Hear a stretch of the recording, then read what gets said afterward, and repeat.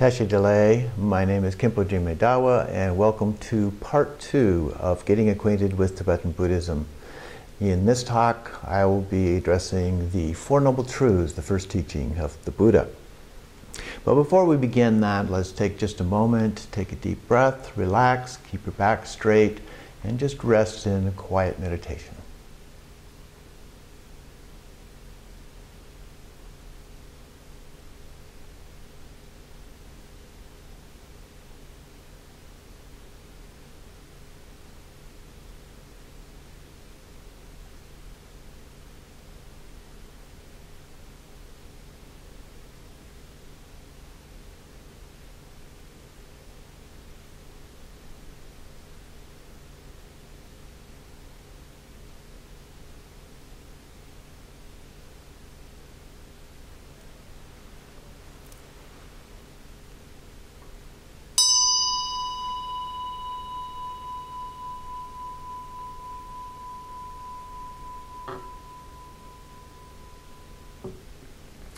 So in our last talk, we talked about the Buddha, historical Buddha, the legends about the historical Buddha, and so forth. And we looked at his enlightenment and the fact that as he sat under the Bodhi tree and went through a number of different experiences, awakened, as the meaning of the word Buddha, in the morning. And at first he wasn't sure about teaching. And he wasn't sure others would be able to understand what he had realized as a part of his experience.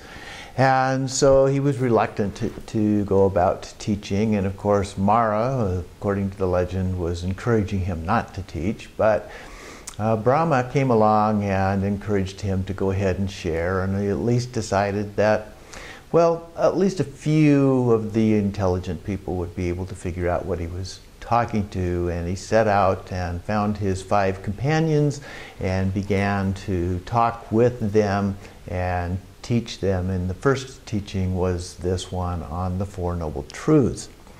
So let's talk a little bit about that.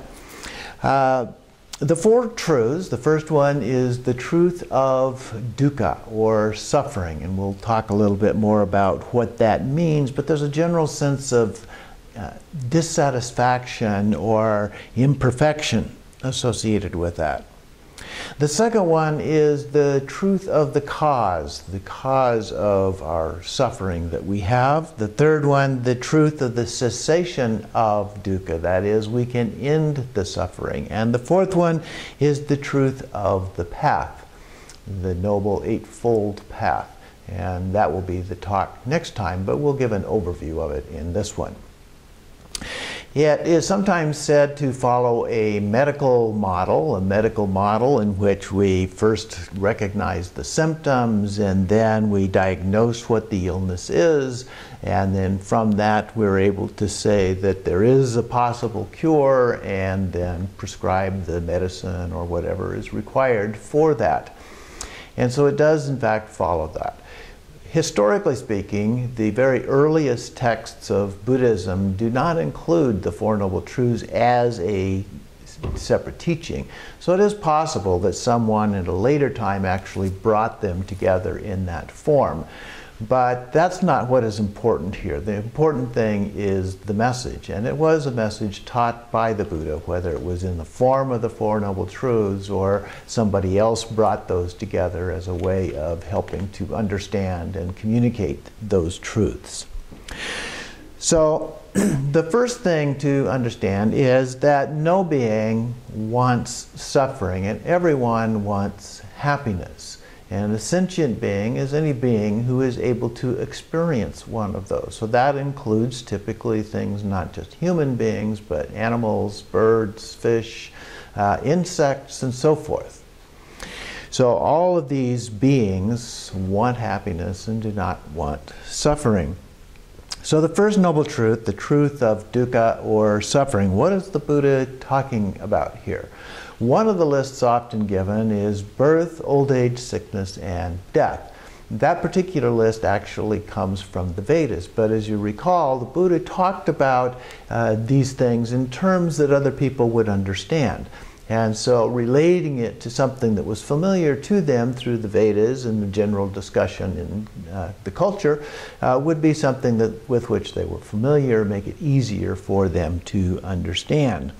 In addition to that, he talked about attachment and aversion.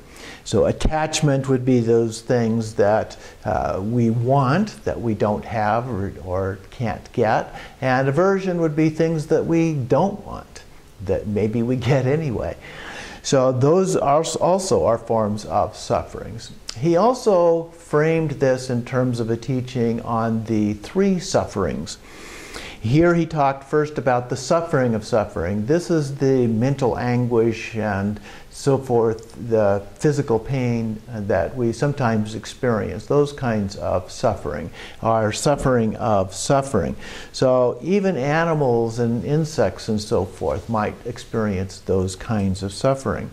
The second category was the suffering of change.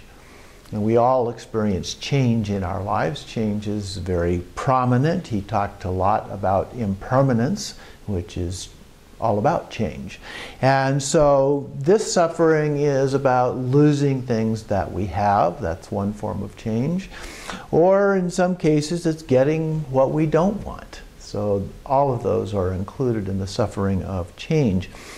The third one is all-pervasive suffering. All-pervasive suffering is a little bit more subtle, and this one refers to a general sense of imperfection or dissatisfaction that we might have.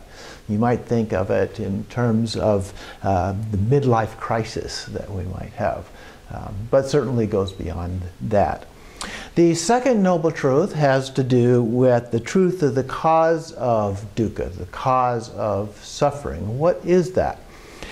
There are two divergent views in the teaching that address this. One of those addresses it as our own fundamental ignorance, and the other talks about ego or self. So we'll talk about both of those just briefly here. These go back to arguments that were common at the time of the Buddha as well. And so again, he may have included in some of his communications talking about fundamental ignorance as the root cause, and in other communications, depending on the background of the individual, talked about them in terms of the ego as the source of the root cause. And so the ignorance has to do with not knowing the true nature of reality.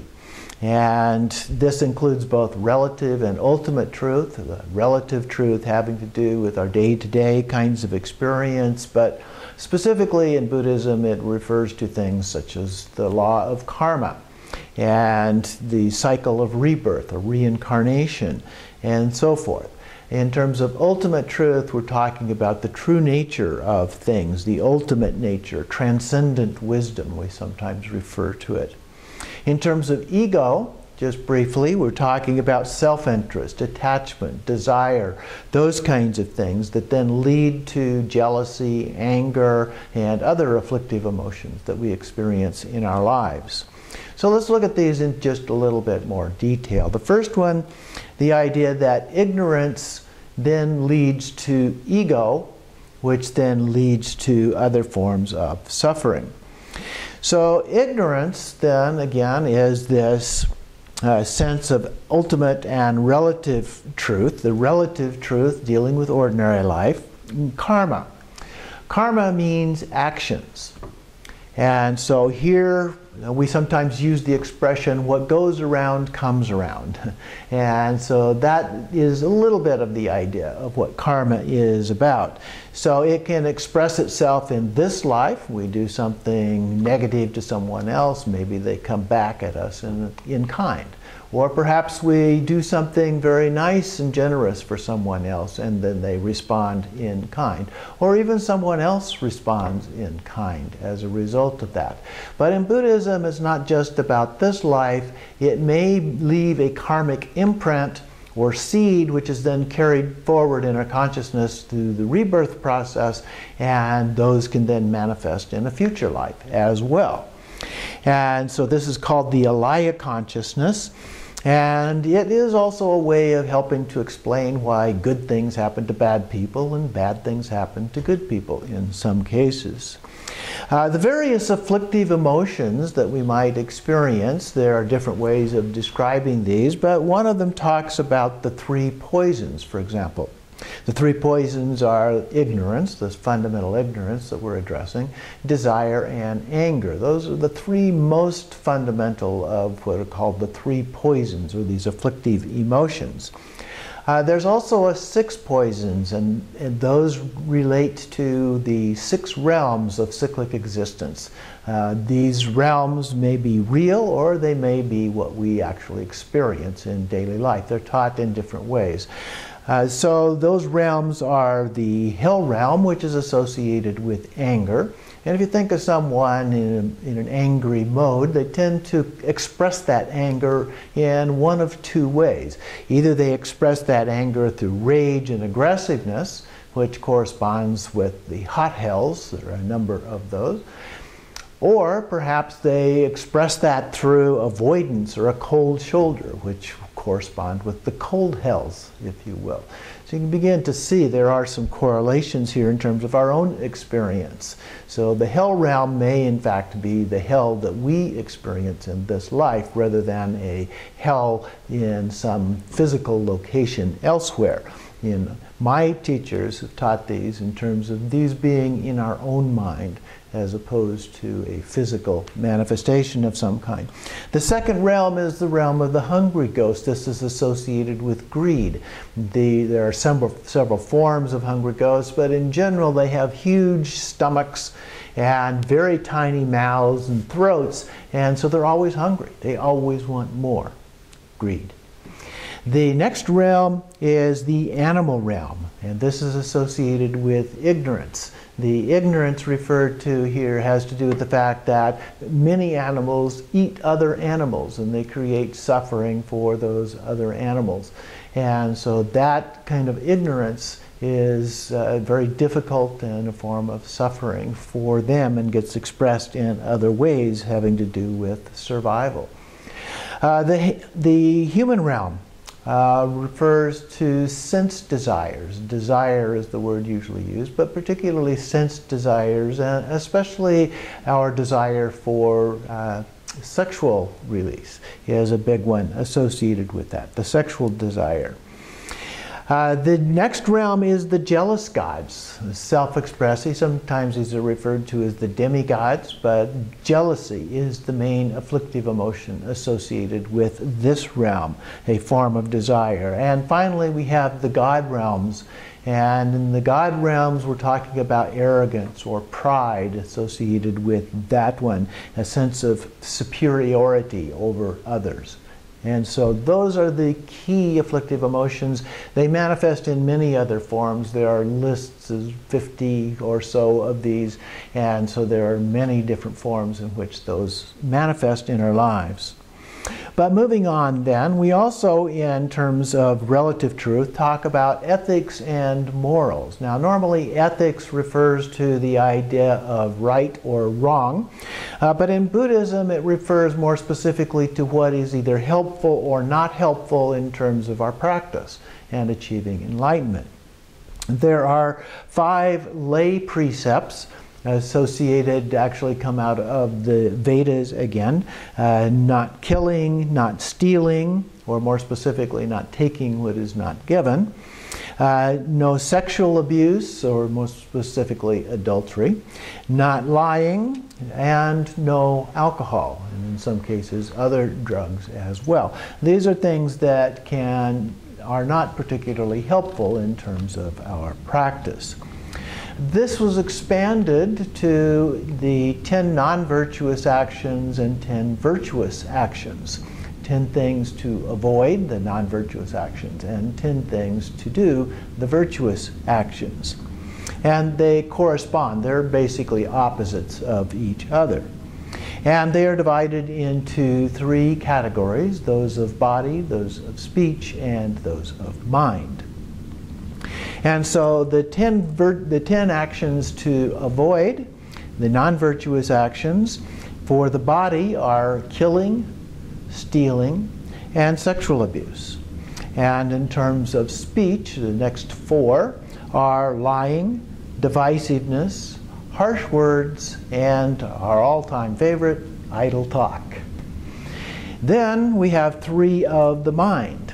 First is covetousness or jealousy, and then we have harmful thoughts and wrong views, not believing in karma and so forth.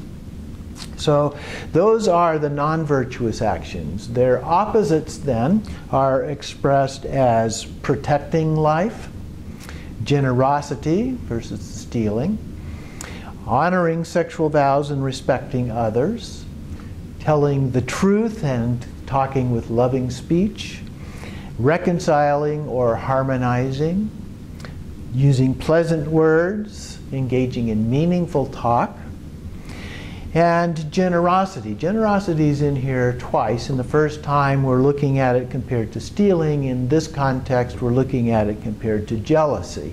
So two forms of generosity. The ninth one is helpful intentions to benefit others. And finally, the last one is the wisdom of ultimate truth and the true nature of things. The real key in terms of karma is our intention. Do we intend to do these actions, or did it happen inadvertently? For example, did the insect which hit the windshield of your car, did you intend to kill that insect? Usually not. So our intention was low. That doesn't mean that there's no karma, but certainly that without having the intention of doing that, that doesn't mean that we're going to suffer in the same way as a result of that. So intention is the real key in terms of karma, the effect of those actions. The next thing has to do with ultimate truth. We just talked about a number of things related to relative truth. Now the second part is ultimate truth, the true nature or essence of self and phenomena. This is often described as being ineffable. That is, it can't be described, at least not in a meaningful way.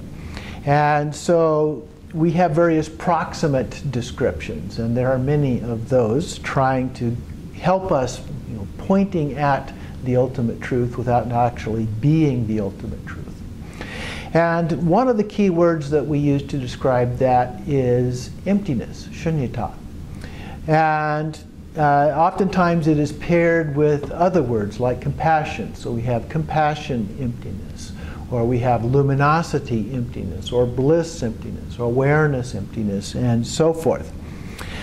Other times we use words like suchness, thatness, or isness to try and capture an idea of what this is about without actually expressing it in a direct way. In the Heart Sutra we have the famous lines, form is emptiness, emptiness is form, form is not other than emptiness, emptiness is not other than form. So no difference between form and emptiness. Form is empty of inherent existence. There's also a line, a concept in Madhyamaka, the middle way teachings of Nagarjuna and many others who commented on those. Emptiness is not a thing. It is not nothing or no thing. It is not both. It is not neither. Just eliminated all of the logical possibilities in terms of trying to explain it. So it's beyond logic. It's transcendent wisdom, beyond all concepts. But it can be experienced directly, which is the important idea here. So then the other thing, moving on from the idea of ignorance to ego, the self-interest or egotism. The Buddha talked about Atman, the soul or self, which was common in the Vedas and was thought to be a permanent, unchanging entity. And that entity then needed to reconnect with Brahman in order to achieve this state of enlightenment, the state of being. But the Buddha talked about it as Anatma, no self, no soul. He said that the self is not a thing. Look, see if you can find it. It doesn't really exist. It cannot be found. And it's not a body, it's not our mind, it's not a soul. It's all just a concept. And he also talked about the concept of self coming from our own fundamental ignorance. So that fundamental ignorance we were just talking about is what leads to this concept of a self. And that then in turn leads to attachment, desire, or it can lead to aversion, things like anger or hatred. And this then leads to all of these other forms of suffering that we addressed. So both ignorance and ego, though, come from our own mind. And that's very important. So we have then the third noble truth, the truth of cessation. It need not be that way. As I said in the last talk, the Buddha said, if I can do it, you can do it too. So he talks about nirvana, or this sense of deep inner peace, and a state without attachment or aversion. And he talks a great deal about loving kindness and compassion for all, sometimes expressed as the four immeasurables. Immeasurable because there are immeasurable numbers of sentient beings for which we can express loving kindness and compassion, but also immeasurable because it's boundless, boundless love, we might say, in the West. And so the four immeasurables are loving kindness and compassion, the first two, and then sympathetic joy, or some say rejoicing, and the last one is equanimity. Now in Buddhism there is a formal definition of loving kindness and compassion. When we talk about loving kindness, we're talking about the wish that all sentient beings have happiness and its causes. And that can be ordinary happiness, or it can be the ultimate happiness, that innate happiness that comes from enlightenment. And then compassion is the wish that sentient beings not have suffering and the causes of suffering. One way to look at that is that there's a line, and we don't want them to have the bad things, the things below the line, and we do want them to have the good things, the things above the line. Above the line is loving kindness, below the line is compassion. It's like the front and the back of your hand, two different versions of the same thing, so to speak. Sympathetic joy and rejoicing, the same is true of them. It can be ordinary joy or rejoicing that we might experience for good things happening to someone.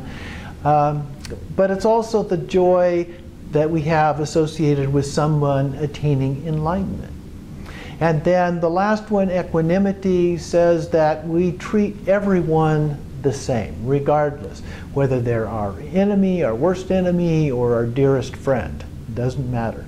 We have equanimity in the way that we treat everyone.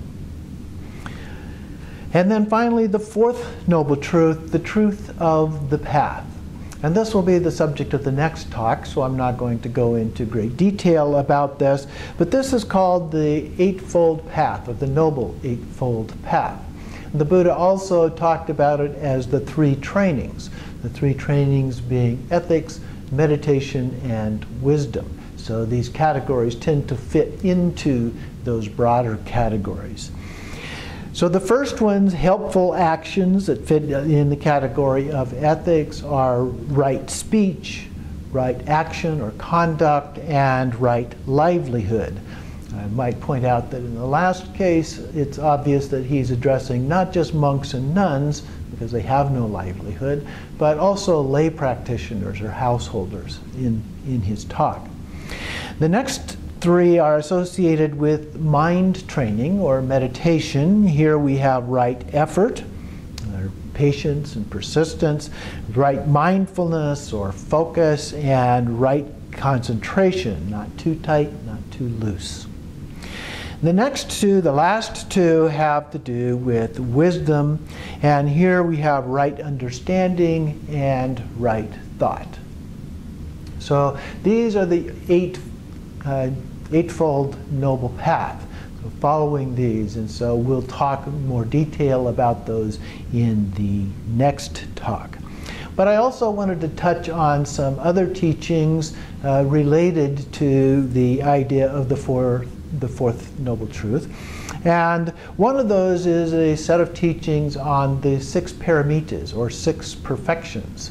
And those are the first, generosity, importance again of generosity in our lives, ethics, patience and persistence, particularly the idea of joyful effort associated with that one, concentration and wisdom. So it's another way of organizing these same ideas in terms of a set of teachings. In Tibetan Buddhism, they're oftentimes taught in another way as well. We began by doing preliminary practices. Those are divided into 2 categories. The first of those categories has to do with the 4 thoughts that turn the mind. The 4 thoughts that turn the mind has to do with our motivation, our incentive to go ahead and continue to practice. And it also introduces some of the basic principles of Buddhism. And so we have precious human birth, the fact that we have this rare opportunity, we should not waste it. Impermanence. We talked about the importance of understanding impermanence, and here we talk about impermanence and death. We all have this precious human life, but we don't know how long it's going to last. And so we should use that to help motivate ourselves to practice now, not wait until some future date or time. And the third one is samsara, and all of the suffering of samsara that goes along with that we've been talking about. The fourth one is karma, which we've also addressed here, and the virtuous actions that we should take as a part of that. The next part, the second part of these preliminary practices, or nundro, are also divided into 2 parts. The first part, the first part was the 4 thoughts that turn the mind. Those are called the common nundro. And then we have the uncommon nundro, the second part. And so those involve taking refuge in the 3 jewels, the Buddha, the Dharma, and the Sangha. The Buddha, of course, is the Buddha, and then the Sangha are the teachings, the Dharma are the teachings, and the Sangha are the spiritual friends that we have, our companions along the path. And also bodhicitta, the mind of enlightenment. We'll talk more about that later on. Then Vajrasattva. Vajrasattva is a deity, and in this case it's Vajrasattva purification. He's sometimes referred to as the Buddha of purification. And so one of the ways of addressing negative karma that we have is to purify it, rather than waiting for it to ripen, and these seeds ripen and they result in things that happen in our lives, the negative karma ripening in a negative way. We can purify those and get rid of those seeds or imprints in our karma, change our habitual tendencies and so forth, so that we follow virtuous actions that help us then to attain enlightenment. So we purify our body, speech, and mind through these Vajrasattva practices. The next one are mandala offerings. So having purified ourselves, we can make offerings and offer those to the Buddhas and Bodhisattvas and all sentient beings. And not that they necessarily need them, and particularly the Buddhas don't perhaps need those, but it's a symbolic gesture on our part of offering everything, all things that we own in the entire universe in some cases. And then Guru Yoga. The Guru is the teacher, the wise one, and so Guru Yoga creates a connection with us and the lineage, from the Buddha, the historical Buddha, all the way down to ourselves, as well as a blessing of the Guru, who represents the Buddha in our current form. Since the historical Buddha is no longer with us, our Guru, our teacher, represents the Buddha to us in human form at this time. So that's a very important concept. After these preliminary practices in Tibetan Buddhism, we go into what are referred to as deity practices, and there are a wide variety of these. The first category is the generation stage. We generate or imagine ourselves as this deity or a Buddha, and we do this as a way of helping to imagine that we are a Buddha. So it's training our mind to see ourselves as a Buddha. And then we engage in various completion stage practices. In those, we engage with the central channel, the 2 side channels, the various chakras, and so forth, as a way of helping to actually transform ourselves into a Buddha. So first we imagine ourselves as a Buddha, and then we engage to actually transform ourselves into a Buddha. And then finally, in Tibetan Buddhism, there are some non-dual practices, as they are sometimes called, Mahamudra and Dzogchen practices. And those are to transcend our ordinary body, speech, and mind in this lifetime. Or at least, if not in this lifetime, at the time of death. So those are the general description. We'll go into some more detail in future talks about these and how they are done and so forth. But for right now, that's an introduction to the 4 Noble Truths, the truth of suffering, the cause of the suffering, the cessation of the suffering, and the path. So thank you for listening, and I hope you will continue and also watch the future talks, the next talk again being on the Noble Eightfold Path. So thank you again for joining us. Tashi Delay.